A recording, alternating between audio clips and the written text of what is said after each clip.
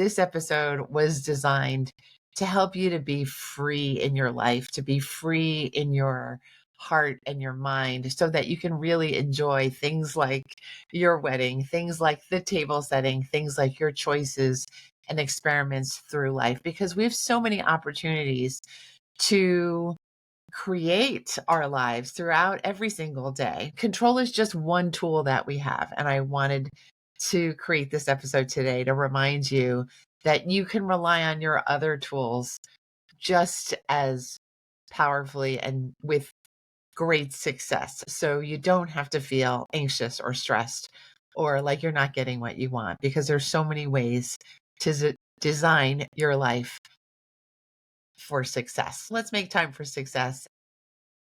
So I've come to realize that every podcast episode has a bit of a backstory, at least when I'm doing the podcast hosting. And today's episode has a kind of fun backstory. I was teaching a module in my program, Simply Productive. I was teaching it live to my students, and I was using a set of slides that I had created a while ago to teach the lesson on productivity strategies and secrets. And one of the slides said, release control. And when I reviewed member reflections on the lesson, a lot of people mentioned that that particular slide about releasing control was the one that they had more difficulty with, or it was the slide that kind of got them to think a little bit more. And I realized in that moment that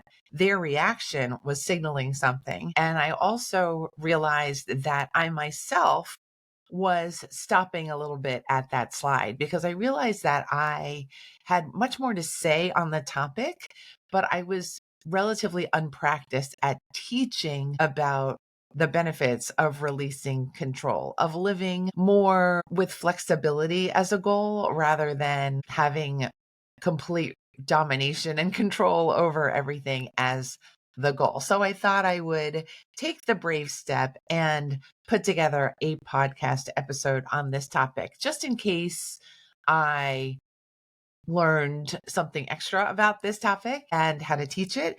And just in case you might need to hear some comforting words about the topic of control as it works in your life. As we all know, oftentimes we crave control. It makes sense because control, as we understand it, signifies that we have predictability, we have safety, we have order.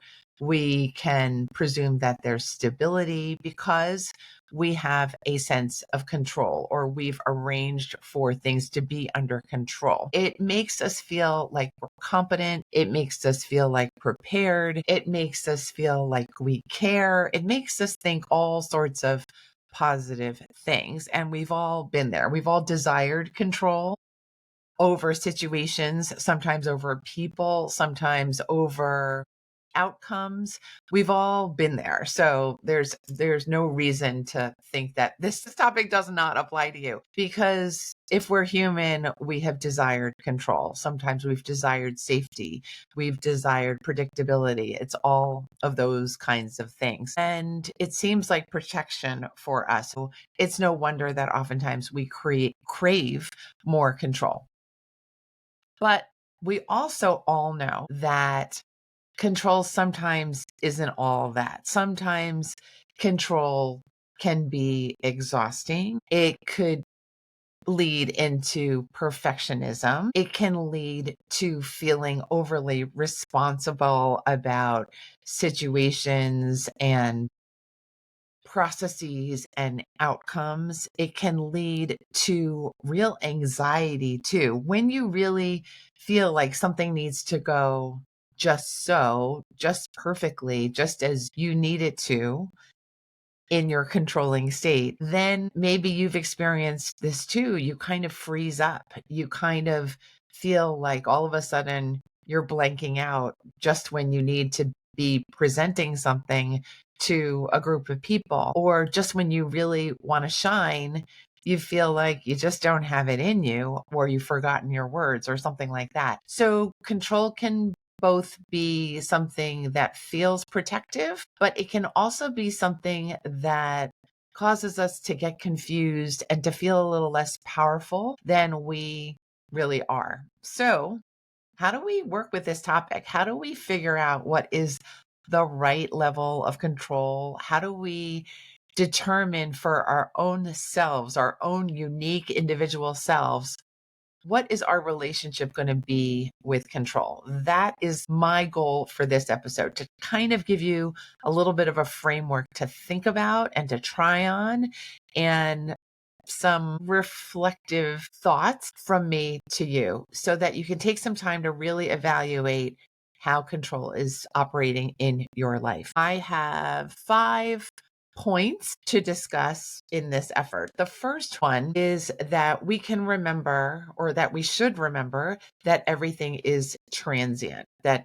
everything is not going to last. Everything is in transition somehow. And I think when we fight and scramble to get control, we're oftentimes forgetting that pretty much everything is in some sort of change state, right?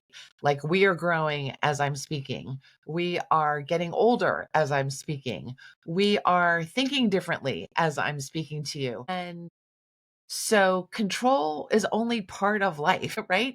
The grand goal of things can't be full control, because really we're meant as human beings to expand and change and have serendipitous moments and take opportunities and make decisions and go down different paths in our one life. We do have one life, but in that one life, we've got so many different options. So that seems to make control a little less important when you think about life in that context, that everything is changing all the time.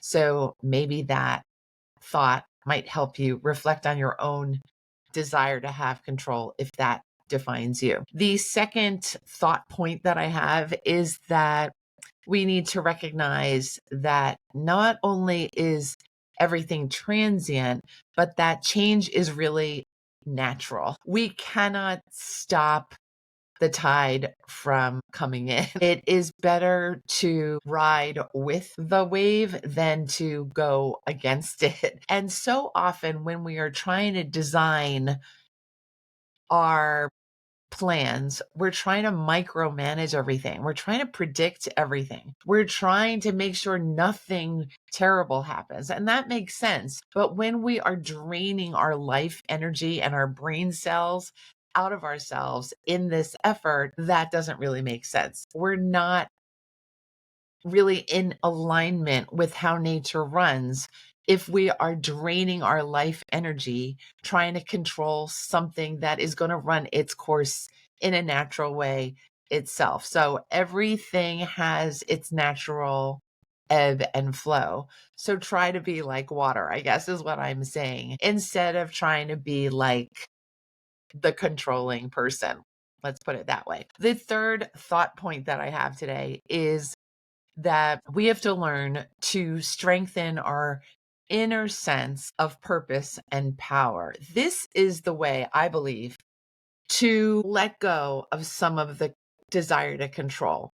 When you feel truly trusting of yourself, truly confident, and truly like you're living towards a mission, or you're living with purpose, or you're living with joy, any of those topics or concepts, you can feel like your decisions are going to be just right. Your experiments are going to go just fine, that you're going to learn as you journey forward, that you don't need everything just so in order to move forward. You can just move forward, trust yourself, trust your reactions, trust your instincts, trust that you are good enough and that you are strong enough to withstand whatever comes your way. And of course, hopefully everything is going to go really beautifully.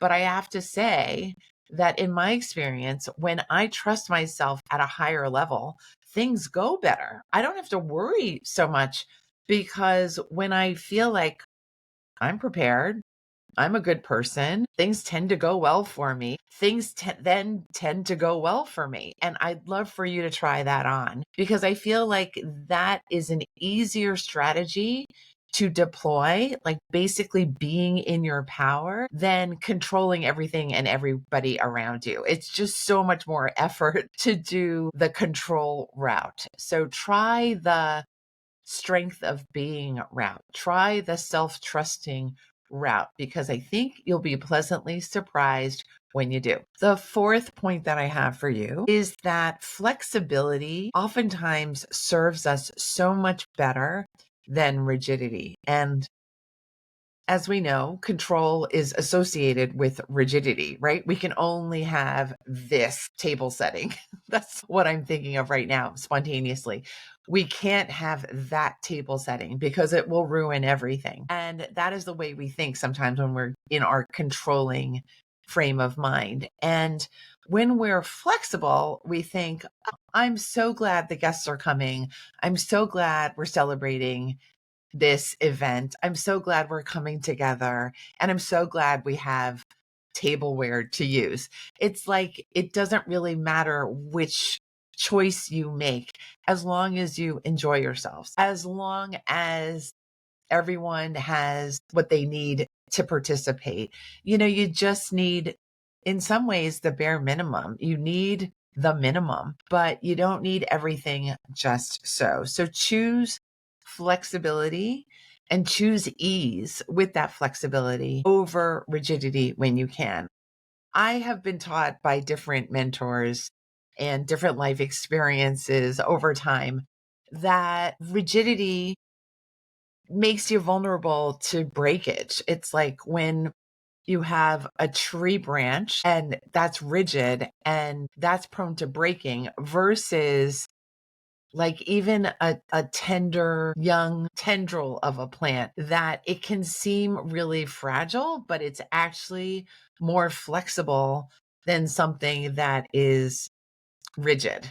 I hope I've explained that well, but I really do believe that flexibility is a great thing to be able to nurture and to have. Think about options. We like oftentimes options, and that is just one version of having flexibility.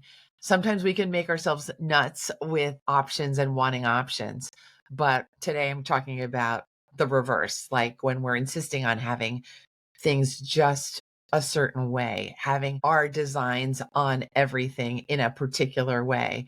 And that in some ways can make us vulnerable to stress, to worry, and to feeling like I need to control everything and everybody so that I can have this one design that I've come up with. The last point that I have for you on the topic of control is that you can practice the art of detachment. Detachment is when we decide that we like something and we prefer something be a certain way, but we are not going to change. Our mood is not going to change. We are not going to fall into states of disappointment and despair if things don't turn out the way we hoped they would. So it's kind of saying, I will go with the flow. I will be just fine as long as I am me. I don't need anything outside of me to feed that stability within me. Detachment means not depending on things being just so to feel okay. And that's basically the opposite of really craving control and having to insist on having control. We know things like in popular media, like what's that show? The thing with the brides where they're kind of like the nightmare bride because they need to have everything, like their dress and the invitations and the guest list. Everything has to be perfect. Understandably, there's anxiety and stress around planning a wedding, but you don't have to be the nightmare bride. If that floats your boat, great, go ahead and do that. But this episode was designed to help you to be free in your life, to be free in your heart and your mind so that you can really enjoy things like your wedding, things like the table setting, things like your choices and experiments through life, because we have so many opportunities to create our lives throughout every single day. And control is just one tool that we have. And I wanted to create this episode today to remind you that you can rely on your other tools just as powerfully and with great success. So you don't have to feel anxious or stressed or like you're not getting what you want, because there's so many ways to design your life for success. So let's make time for success. And I would like for you to evaluate how control operates in your life now that you've heard my thoughts on the topic. Are you clinging? Are you stressed? Are you fighting for a particular option when there are so many other ones that can be fine for you? Take a few minutes to think about this and maybe decide, I'm going to experiment with a little bit of relaxation, a little bit of surrender of that need for control. And I'm going to see how things turn out. And then I can decide whatever I need to after that. It'll all be okay. We're all in a changed state.